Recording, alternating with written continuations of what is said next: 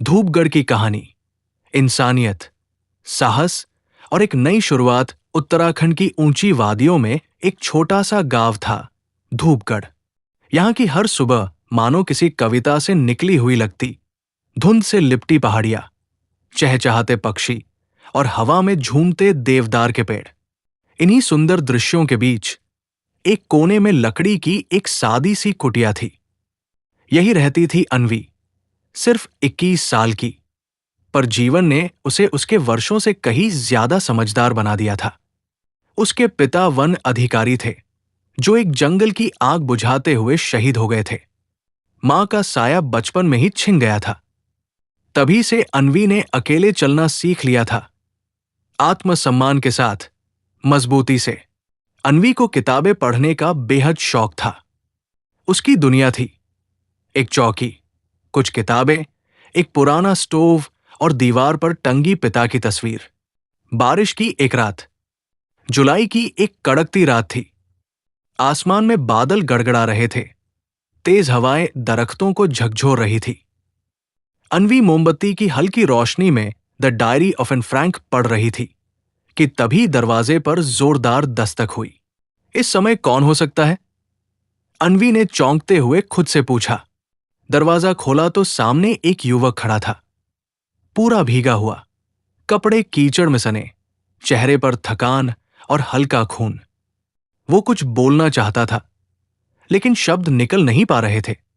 Please, मुझे थोड़ी देर पनाह चाहिए, कहकर वो अन्वी के सामने ही बेहोश होकर गिर पड़ा। अन्वी ने झिझकते हुए उसे भीतर खींचा, गीले कपड़े उतारकर उसे रजाई ओढ़ाई, पुराना स्वेटर पहनाया और उसके घावों पर पट्टियां की।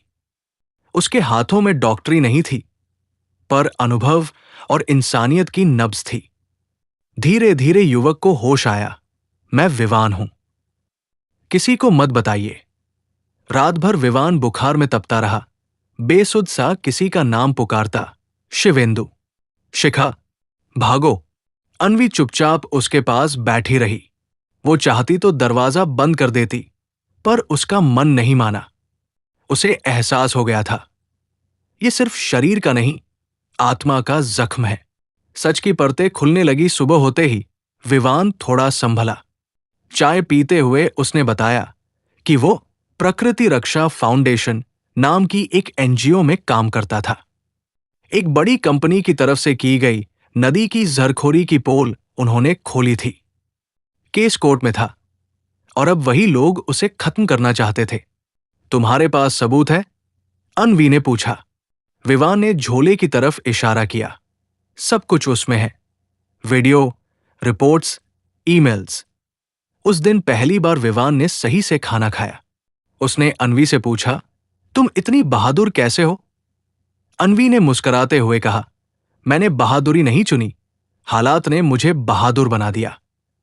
गांव की सरगर्मियां, गांव छोटा था और खबरें तेज उड़ती थी। दोपहर तक बच्चे कुएं पर बात करने लगे। अन्वी दीदी के घर कोई लड़का रुका है। कुछ औरतें कानाफूसी करने लगी। कौन है वो? कहां से आया? गांव का दबंग राजीव, जो वर्षों से अन्वी से शादी करने के लिए पीछे पड़ा था, अब चिढ़ने लगा। विवान की मौजूदगी ने उसकी झूठी मर्दानगी को ठेस पहुंचाई। अब तो हद हो गई, उसने शराब के नशे में कहा। विवान का सच और अन्वी का फैसला रात को अन्वी ने देखा। विवान एक पेपर पर कुछ लिख रहा था। कविता? उसने पूछा। नहीं, मौत की सूची, उन लोगों के नाम जिन्होंने पर्यावरण की आड़ में हत्या की। विवान ने ठंडे स्वर में कहा। एक दिन किसी ने अन्वी को टोका, तुम्हारे घर अपराधी छिपा है, पुलिस को बताओ। अगर सबूत है तो दिखाओ, अन्वी ने सीधा जवाब दिया। विवान ने खुलासा किया, शिवेंदु मेरा साथी था, हमने साथ मिलकर केस उठाया था, लेकिन एक दिन उसे ट्रक ने कुचल दिया। पुलिस ने कहा एक्सीडेंट, लेकिन मैं जानता हूं वो मर्डर था। जब पंचायत बुलाई गई, राजीव ने गांव के चौकीदार को 10,000 रुपए देकर खरीद लिया। अगले दिन 2 पुलिस वाले गांव पहुंचे। हमें सूचना मिली है कि यहां एक संदिग्ध छिपा है।